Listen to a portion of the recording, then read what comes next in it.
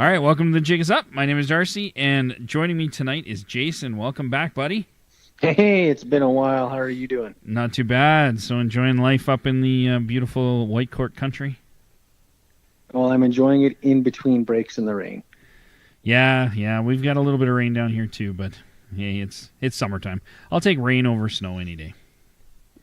Well, rain up here is good because that means no forest fires. Yeah, that's true.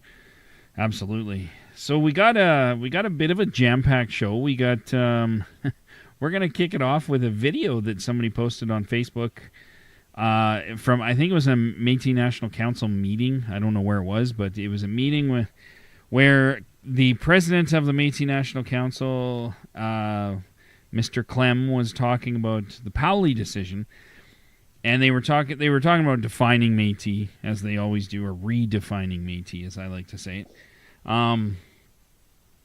And so he went on to describe what Powley is. You know, there's the Powley test, the Supreme Court, blah, blah, blah. But what's interesting is that he admitted that he himself probably wouldn't meet or pass the Powley test, which I thought was contradictory to how they're trying to use these organizations, the cartel is trying to use Powley as membership criteria now to even be considered Métis. So I thought that was interesting. Well, it came as a real shock to me, actually. I don't know Clem's backstory that much, but given how heavy-handed they've been with Eastern Métis on meeting the Powley test for authenticity, and how they've marginalized everyone out east because communities are having a hard time, especially in Quebec, given the nationalistic view the Quebecers have. That who would have ever thought? You know, you'd think that the guy who's basically appointed by 55 members would be, next to Louis Riel himself. Well, that's just it, right? I mean, how does a guy run an organization? How do they redefine who is and who's not Métis? And then how do they jump all over the Powley test when, if he won't pass Powley, how many of their own people don't pass the Powley test? But yet they want to start using that for their membership as the standard for membership in their organizations, which just seems odd to me. I mean, well, yeah, they've set it up. I mean, the MNC by definition has really adopted the strictest of criteria for what that Powley test actually means. So much so that they've really sided with the government that if your community can't pass the Powley test from the government, they're not really even willing to accept you as Métis people. And here is the the top hat wearing guy himself saying he doesn't meet Powley. Well, exactly, and I and that's the thing that's really disappointing is it's very the hypocrisy of a lot of the things they do stands out for me as a very large area of frustration for me. And, this is just another one of those where, well, we don't pass the test, but you have to. Oh, well, Western Métis don't have to pass Powley for us to consider them Métis, but Eastern Métis do. And then for them to kind of purposely confuse or make the issue confusing as to, Powley defines, according to the Government of Canada and the Supreme Court, Powley is a definition on rights as opposed to identity, which are two different things. And it even says that in Daniel's decision and even in the Powley case. So, but they try to throw that all together and say, no, the Powley test determines who is and who's not Métis. But then they don't follow that. But then they try to apply that to Eastern Métis. But, I don't know. There's so many hypocrisies with what they do. And yeah, exactly. And this really is talking about the other side when you're trying to hold, like you said, everybody to the gold bar standard, when the pinnacle of leadership within the cartel structure is confessing that it doesn't meet the criteria. Yeah, exactly. It's at what point should you just step down then? Yeah. Well, and how have you painted yourself into this corner and done it willingly and encouragingly to paint yourself into a corner where you admit that you don't even hold You can't even exercise your rights. If we just look at this from a rights perspective, here's the person since 1982 that's been running this organization who has purposely and willingly put himself into the point where he actually himself can't exercise his Indigenous rights because he's so willingly accepted the government of Canada's take on this, on Métis rights. It's if you say they're fighting for their people, how are they fighting for their people when they're not even fighting literally for themselves? Mm-hmm. Yeah, I mean, you are the head of an organization that has so marginalized Métis people that you've excluded your own self.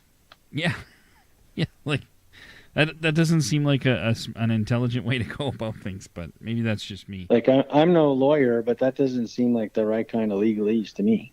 No, it certainly doesn't. And I think some of the words he uses and the way they talk about Powley, is very striking if you actually listen to how they're saying these things.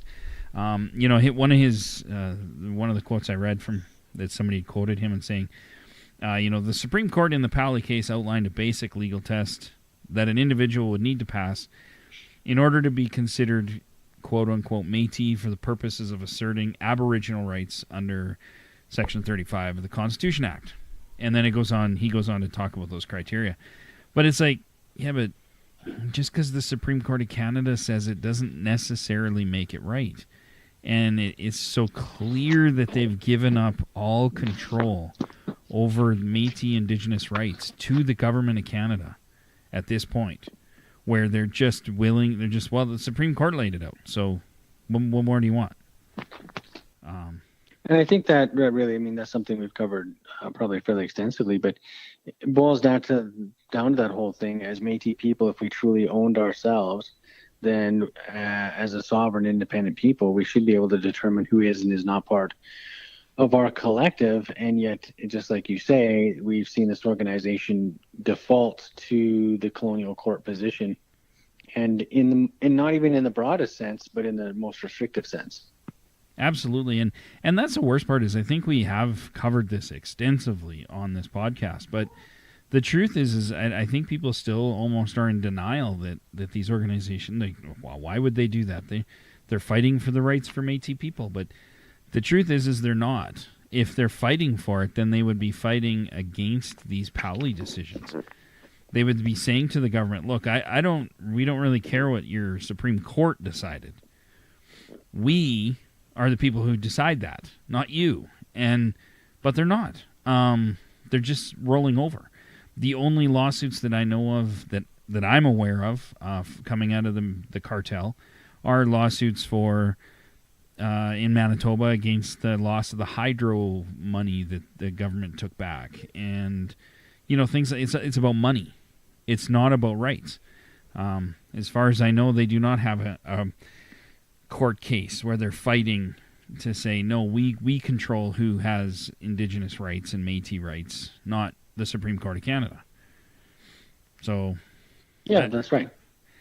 But people, I don't know if people just don't see it, don't want to see it, or don't want to believe it. But it's really too bad because I don't know how much more obvious they can make it that they have completely accepted the Supreme Court's authority, the government of Canada's authority.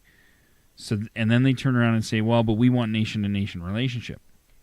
What does that mean? How do you be a nation if you're just the Supreme Court gets to decide who in your nation has rights? Yeah. So I hope maybe people will get it. Well, I think, and I hope so. We've talked about that too. That trying to get people engaged and off the sidelines and into the discussion in a meaningful way. Absolutely. And I hope, when you hear things like this right from the horse's mouth, as it were, that the hypocrisy of what's going on here becomes apparent enough to enough people that we can, put our collective voices together for change. Yeah. Well, and I think there's another quote that I read, and I actually saw this quote because people were like, what an amazing quote from our wonderful leader. And the quote was, and I don't think you've seen this, Jason, so I hope you're sitting down, buddy. But The quote was, "We are a government, and Indigenous peoples, by virtue of Section 35, have the inherent right of self-government." And I don't know, that says to me that we have the right to self-government because of Section 35? Really? Yeah, I don't know if that was exactly where you'd want to go with that quote. You know what I mean? That's not. I don't think attributing our rights to the Canadian Constitution is a platform for Indigenous sovereignty. Exactly. Well, and I truly hope that he meant something else from that statement. Maybe I'm just really not intelligent enough to figure it out. But when you say stuff like that, it leaves me thinking, so you think that we have our inherent right of self-government because the government of Canada says so and has given us that right. That's not how it works, man. We have that right because we were here first and because that is our right, not because the government says so. Just it is. So I don't know. To me, it was such a clear statement of how they've accepted things. But like I said, people were like, "Oh, this is a great quote from our amazing leader." I just shook my head. And I think that's the real challenge, is that Section 35 limits our rights, actually, if you want to be honest about it. Absolutely. It's a section of the Constitution to work as a container to put parameters around Indigenous inherent rights. That's what it is. It's to create what the catchword is, a framework. Yes. And that's what it is to put up fences around them and limit the boundaries of what is Indigenous right and title to the land. Mm-hmm. And we've seen that constantly. So to say that somehow by putting up the fence you got the right is really a misunderstanding. Well, exactly. And I mean, the government of Canada, right from the beginning, has been wholeheartedly working their asses off to take away Indigenous rights. There's nothing about the Constitution and stuff that gives you more rights.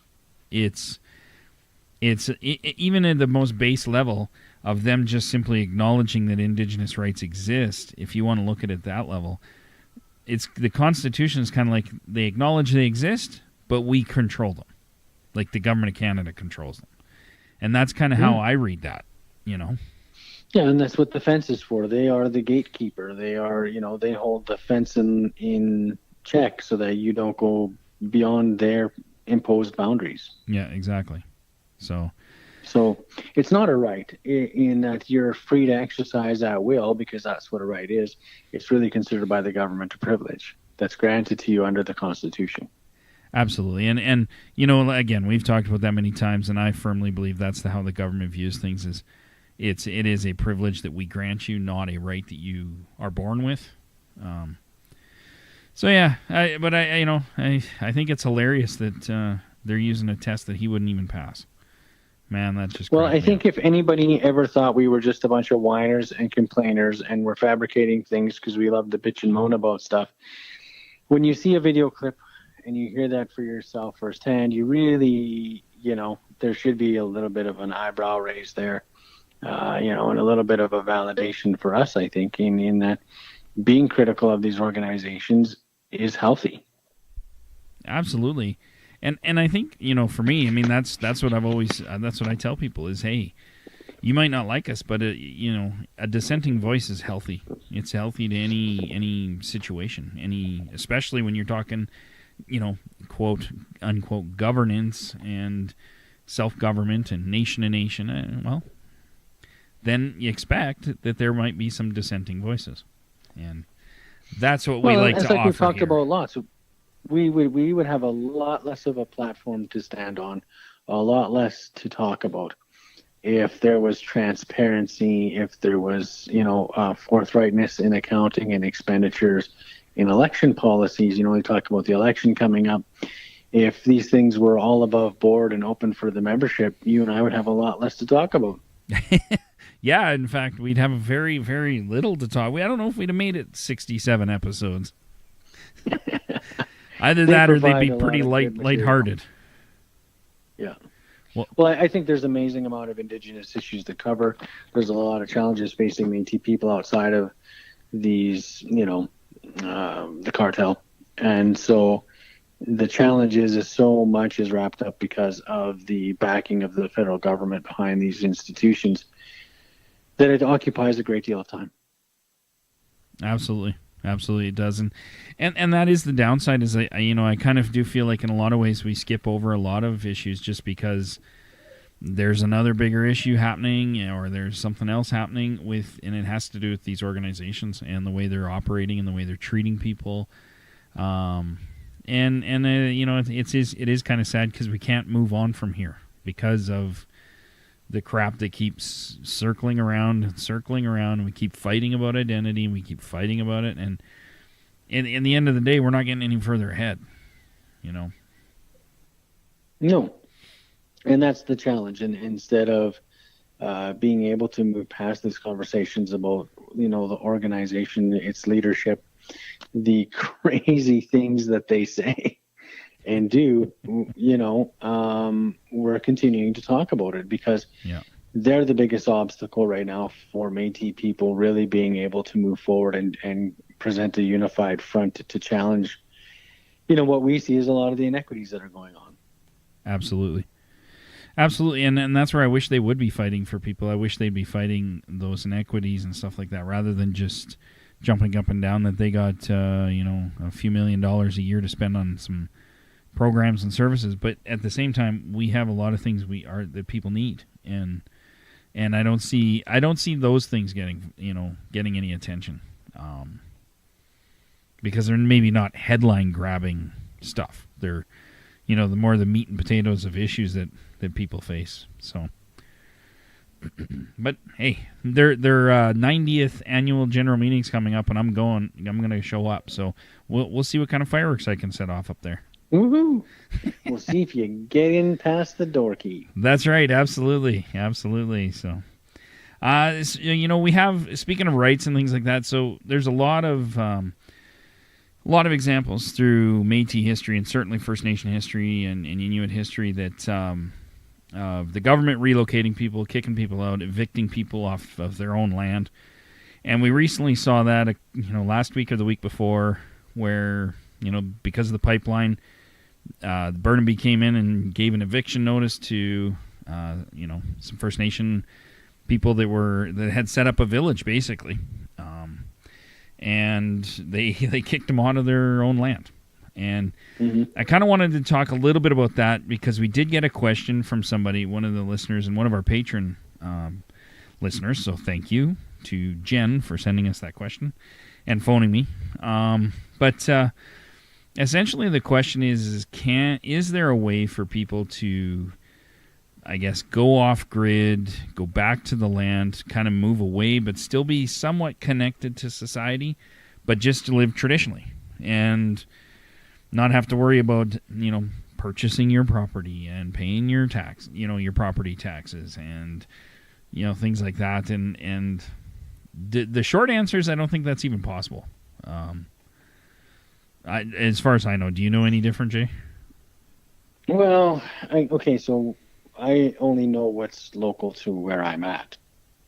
And the real challenge is about your commitment to that.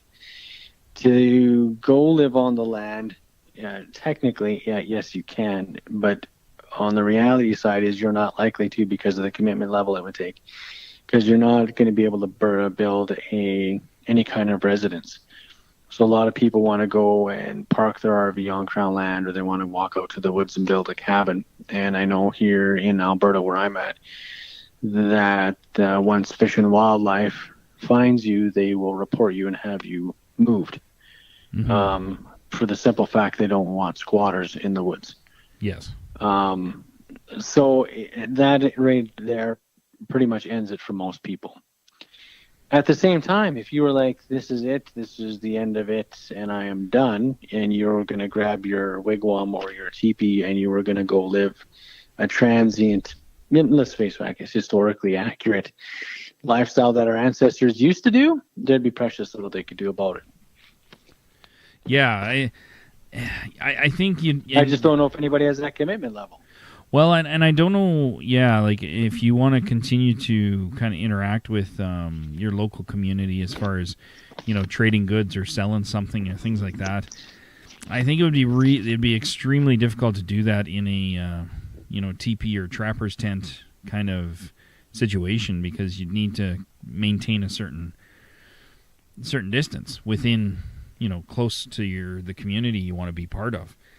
And so, I think it'd be really hard. And I suspect even if you were in a TP and stuff like that, I suspect the government would go out of their way to try to find a way to get a TP classified or a trapper's tent classified as more of a permanent residence and kick you off anyway. Well, they would try. The other thing is you're only allowed, you can go camp on Crown land anywhere in Alberta up to a certain point in time, and then you'd have to move. Yeah. So that's legal, and that's why they have such a problem with tent cities and things like that with the homeless people, is because there's not adequate legislation in place. Yeah. However, if you're talking about selling your home and pulling up stakes and getting off grid, that's the kind of commitment it would take, and there's a good reason why most people don't do it right there. Yeah, exactly.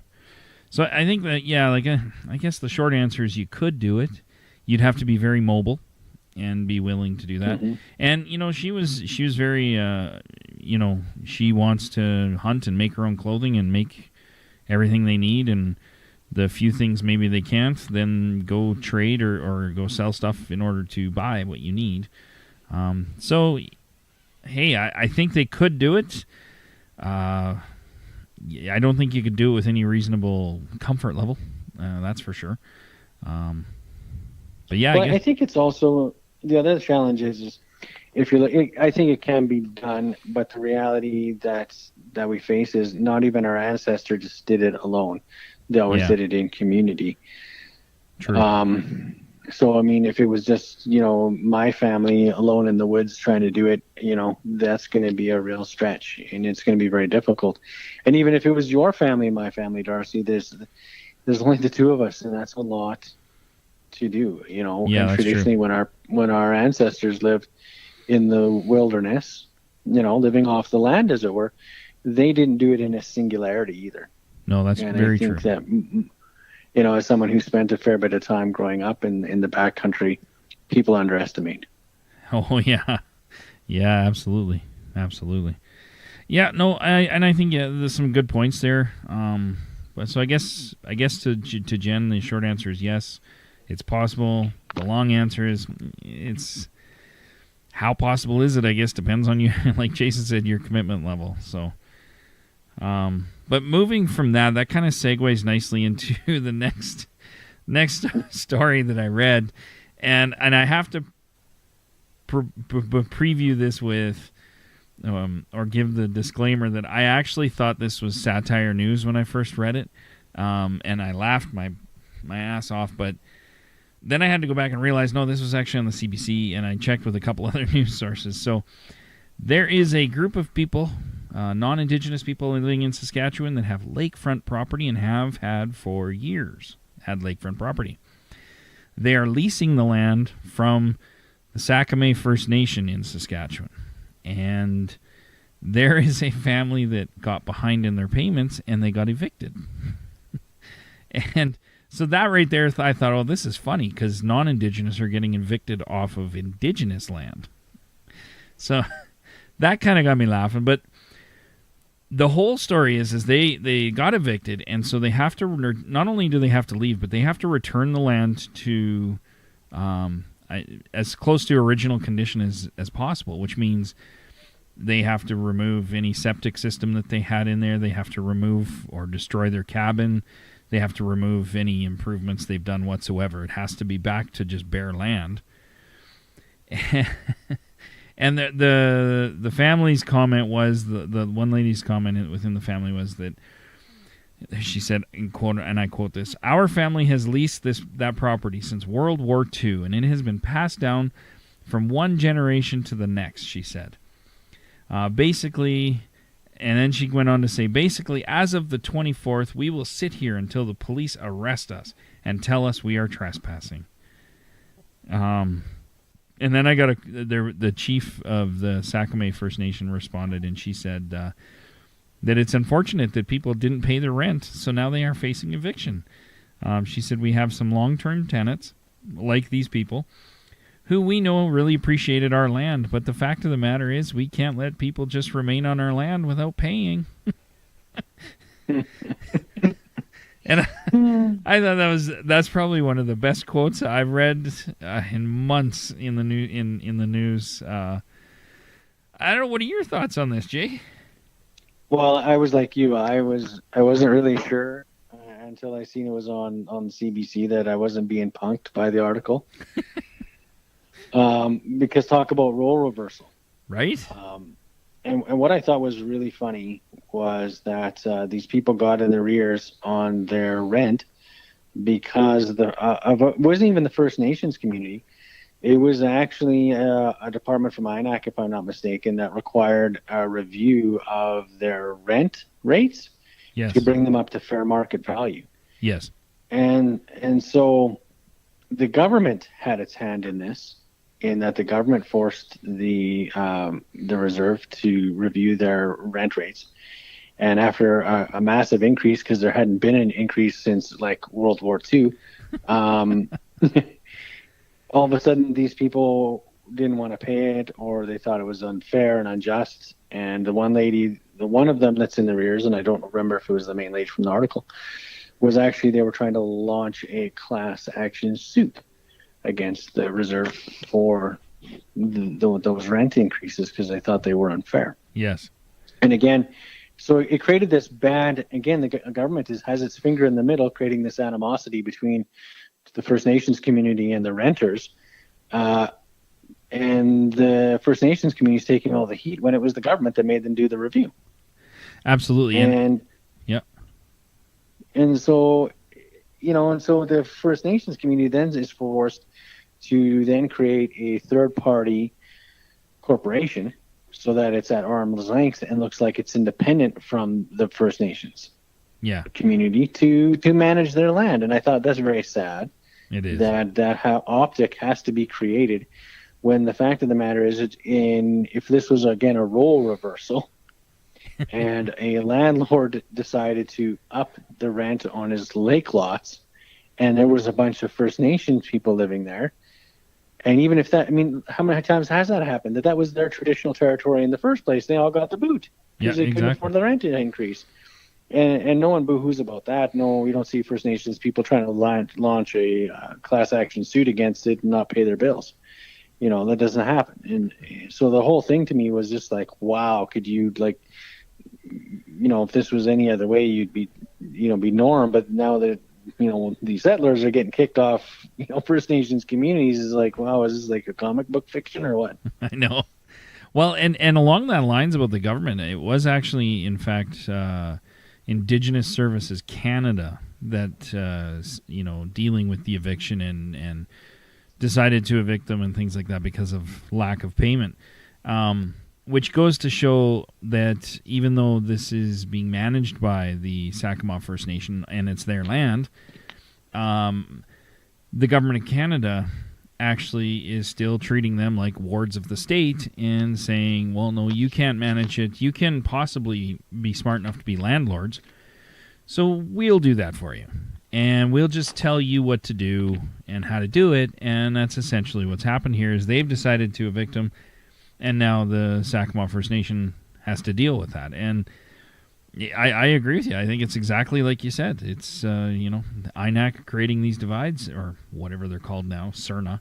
And this is the way the government of Canada treats Indigenous people. It's like they're wards of the state, and, they act on behalf of them.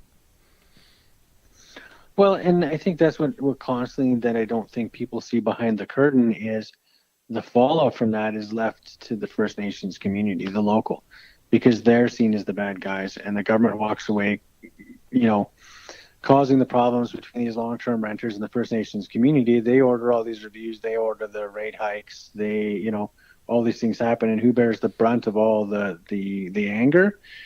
Well, the First Nations community does. Absolutely.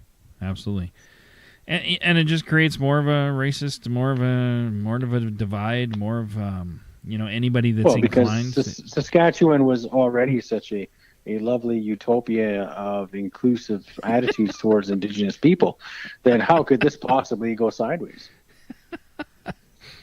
All right, that's actually that would be a good quote, what you just said there. But yeah, absolutely true. I mean, you couldn't pick a place to make this stand, and even like a much worse place. And it's funny because you got the camp that's going on in Regina. And again, like the premier and the justice minister, like until those people over there show a sign of good faith and leave, we're not going to even meet with them. And it's just how many more of these divides and kicking people off and evictions and can we possibly go through? My God. Yeah. And so when you come across an article like this where the shoe's on the other foot, you do got to chuckle just a little. Well, you do, and I just wonder what would happen. What would it be like if the First Nation came along and said, "Hey, we're going to build a golf course, so all of you guys have to get out of here." I mean, I can only imagine the fury that would be created then. Oh yeah, and no doubt, eh? Because that may have happened a time or two to Indigenous people. So, but yeah. Yeah, it was quite the article. I mean, I laughed. I continued. I'm still laughing about it. I can't. I don't know. I think because I have a visual of this, like, white family just pleading their case in front of their lakefront second property that they own, where they go to get away on the weekends in the summertime, and just the tears streaming down, saying we've owned this land since World War II, and I just think, oh my good God, like. The mental image I have of that, I think, is what's keeping me laughing here. Well, and you're exactly right. What really just was like a total facepalm was that whole verbiage of the land is, we've inherited it generationally, and now we're being kicked off of it, yeah. And holy woe is us. Is like, wow. Well, welcome to Indigenous life, my friend. I know. I just wish there was, like, I really hope there was somebody, like an Indigenous person standing there saying, yes, now you know how it feels. And then the next time next sentence they said, go, exactly, that's exactly how it feels. But yeah, now go home and tell all your friends. Exactly. This is what it feels like to get kicked out of your inherited property. Yeah, well, and then to make the stand, like they're staying right until the police come and get them. I'm like, oh my good Lord, wow. Yeah.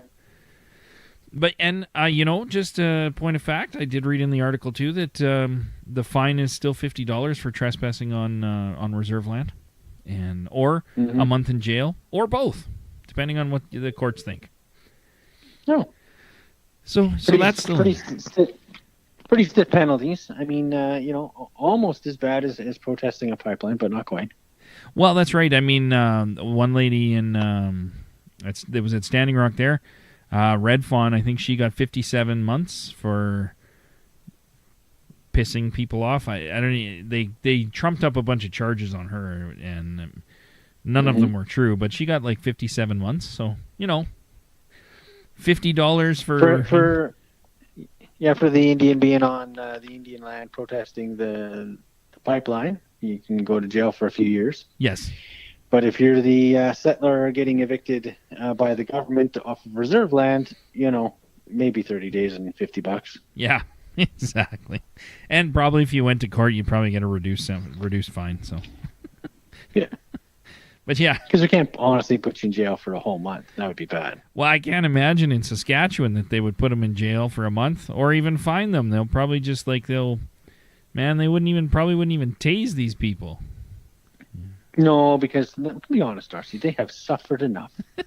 Haven't they? They lost they really had, I mean, they've watched the loss of their land, their lake lot, their historic cabin.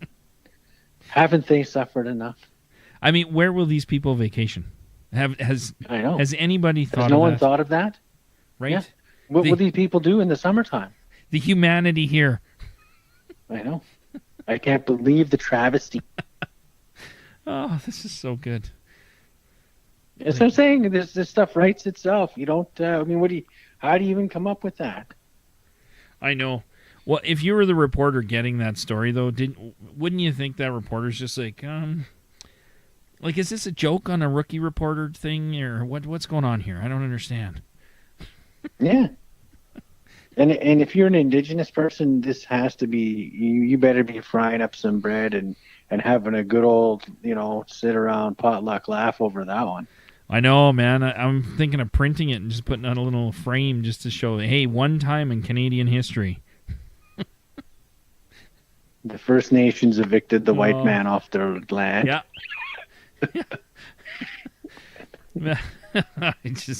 Maybe they'll give him some discount coupons for like property somewhere else. Who knows? I don't even know. Oh, it's almost like a reverse. There should be like an APTN TV show about that one. Yeah, I know, right? Yeah. Total reversal of roles. That'd be hilarious. Yeah.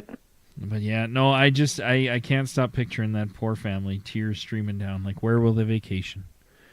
Where will they spend their weekends? Well, I hope they do well with their protest, and they chain themselves to the front porch next to the beer cooler and the lemonade. And, when they get escorted to the property line, it'll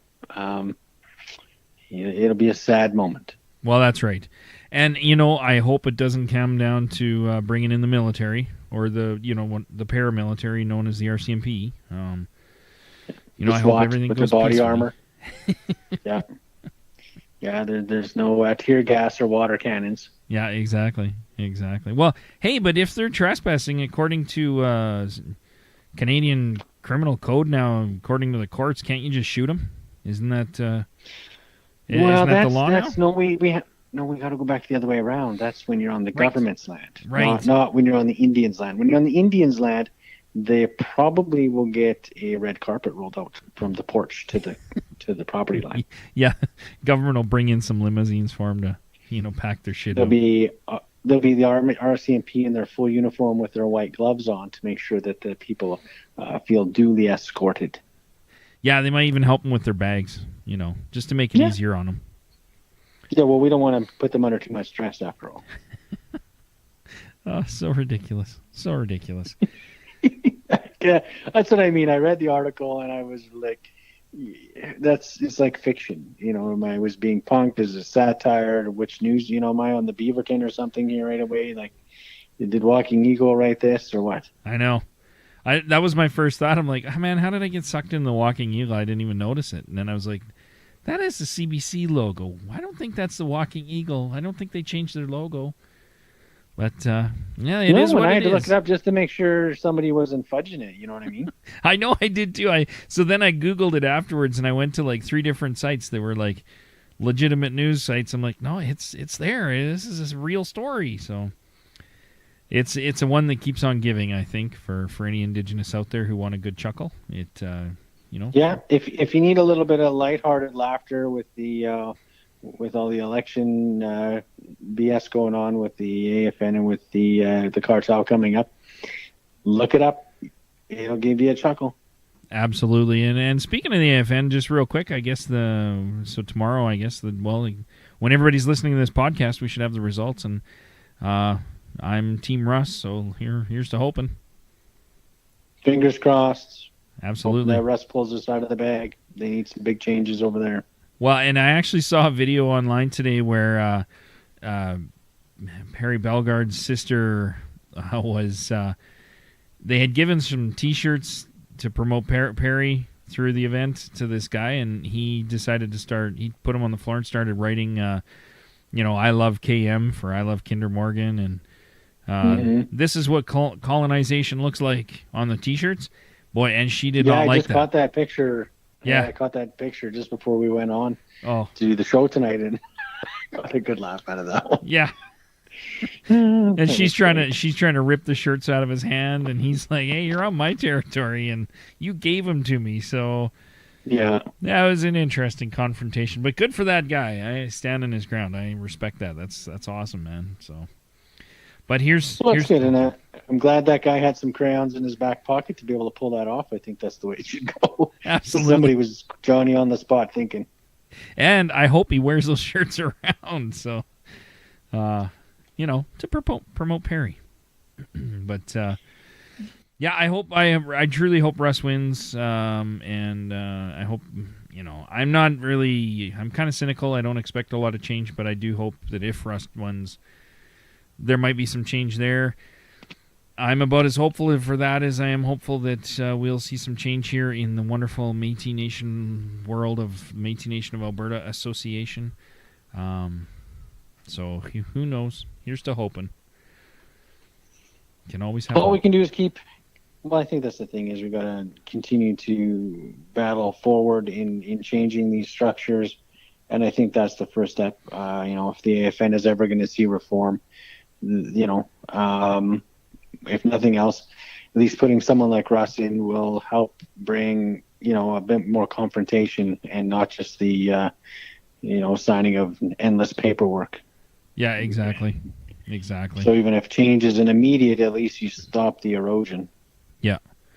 No, absolutely. And that's kind of what I'm hoping here is we see some change to where people are going to start thinking about their communities here in Alberta and thinking about how the things they do affect the people that they're supposed to be representing, as opposed to just running corporations and trying to make money for themselves. So I hope.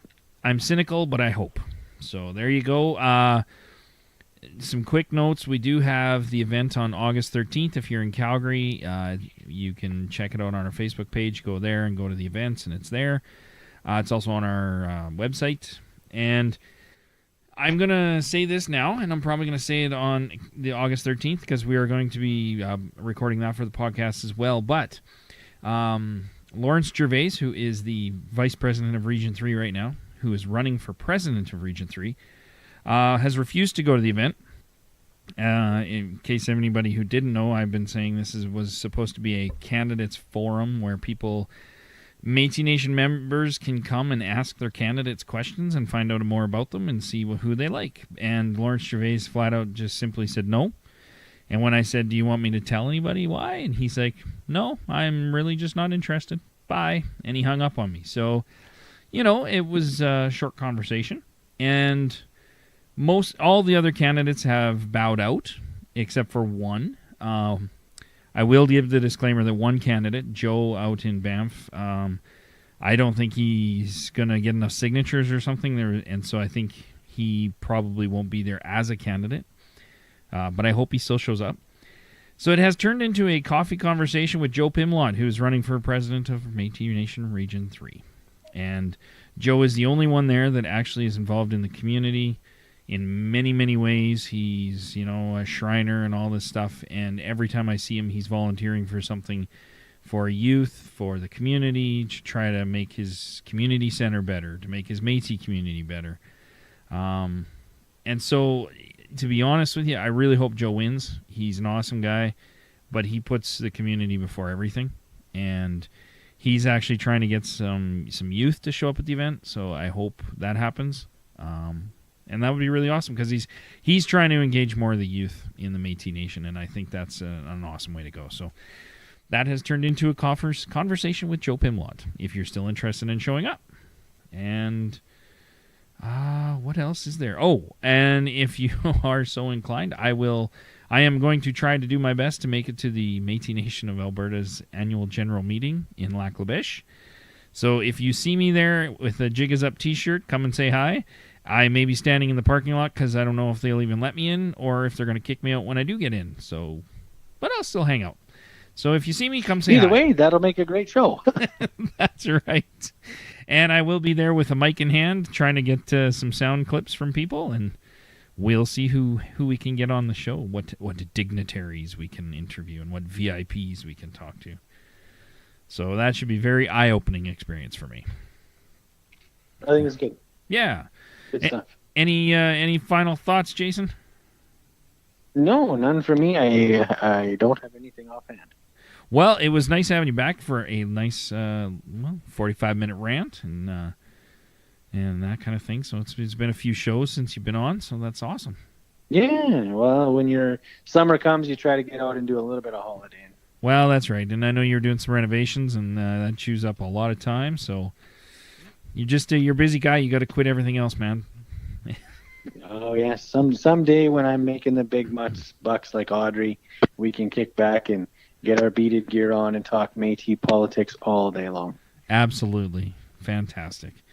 So, with that, if you did enjoy the show and you want to get more stories or interviews and you want to support the show, head over to their Patreon page, and for as little as $5 a month, you get access to exclusive content.